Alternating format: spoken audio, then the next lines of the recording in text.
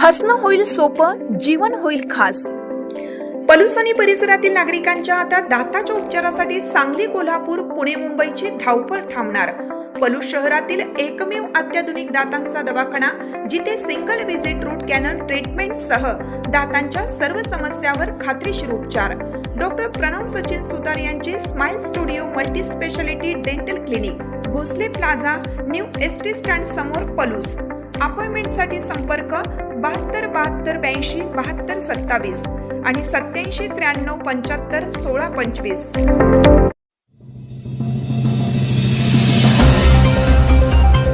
खानापूर कळंबीच्या संत ज्ञानेश्वर भजनी मंडळाचे पंढरपुरात श्रमदान।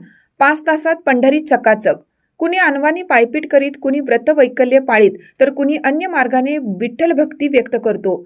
मात्र खानापूर तालुक्यातील कळंबी येथील संत ज्ञानेश्वर भजनी मंडळाने विठुरायाप्रती अनोखा भक्तिभाव व्यक्त करत आषाढी यात्रेनंतर पंढरपुरात व्यापक स्वच्छता अभियान राबवले।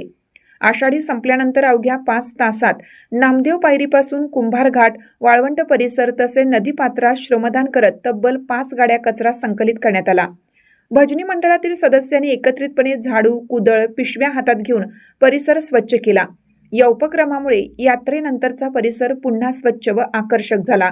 विठ्ठलाची सेवा म्हणजे पंढरीची स्वच्छता या भावनेतून हे श्रमदान केल्याचे मंडळाच्या सदस्यांनी सांगितले।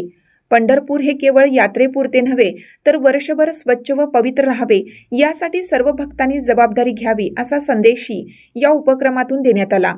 या श्रमदानाबद्दल भाविक, स्थानिक नागरिकांनी भजनी मंडळाचं कौतुक केलं असून भक्तीबरोबरच सामाजिक जबाबदारी जपणारा हा उपक्रम इतरांसाठी प्रेरणादायी ठरत आहे।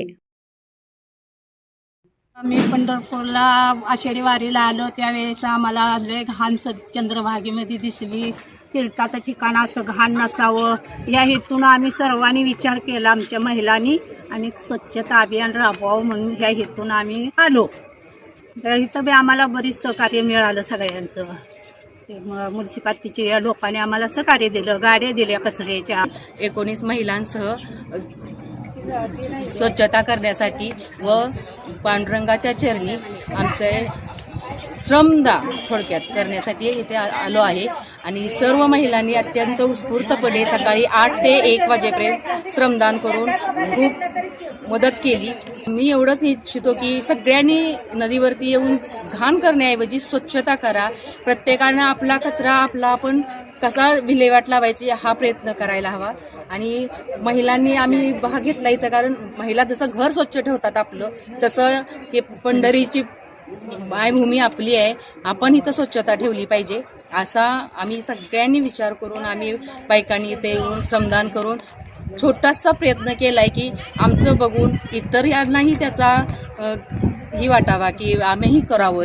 राळ्यानं तोळा होते, थोडी सगळ्यांनी काढलं तर स्वच्छ होणारच आहे, पण सरकारने कडे लक्ष घातलं पाहिजे किंवा कुठं घाण आहे, काय केलं पाहिजे। इथं थोडं जर त्यांनी लक्ष घातलं तर बाकीचे देवस्थान कसे आहेत, गार्डन आहेत, लहान मुलांसाठी बीच आहेत, बसायला जागा आहे।